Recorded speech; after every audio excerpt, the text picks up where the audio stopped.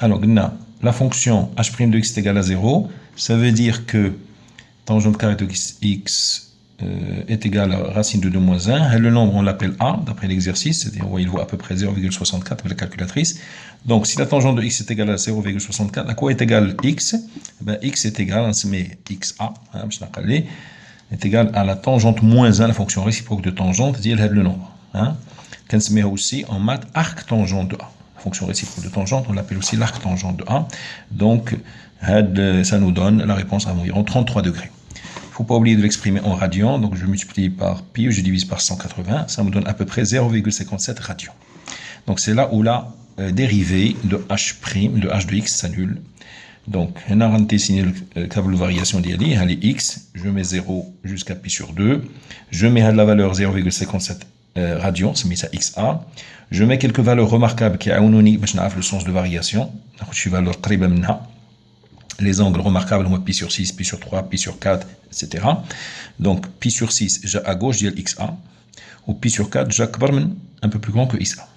Alors, je calcule à quoi est égal, bien sûr, h de pi sur 6 na, ou h de pi sur 4, et en même temps, bien sûr, h' de x, c'est facile, si on est plus petit que xa, la dérivée est négative, si on est plus grand que xa, la dérivée est positive.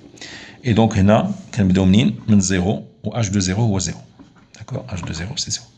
Donc, la courbe va être, bien sûr, va descendre les valeurs négatives, et il va remonter. Donc, voilà la courbe si on la dessine, h de x. On la trace, on l'axe des x.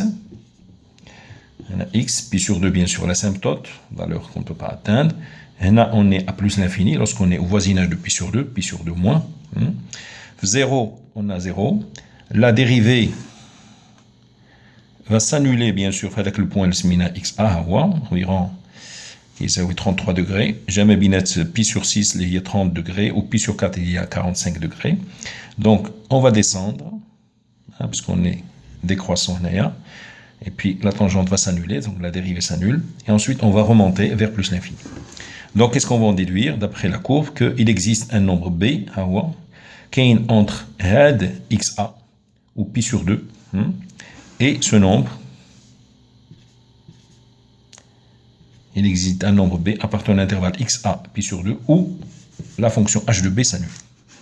D'accord? Donc, ça nous permet de dire qu'il existe le nombre dans lequel la fonction h de x, qui est assez compliquée comme fonction, grâce à cette courbe, on peut dire qu'il existe le point où il va s'annuler, le point b.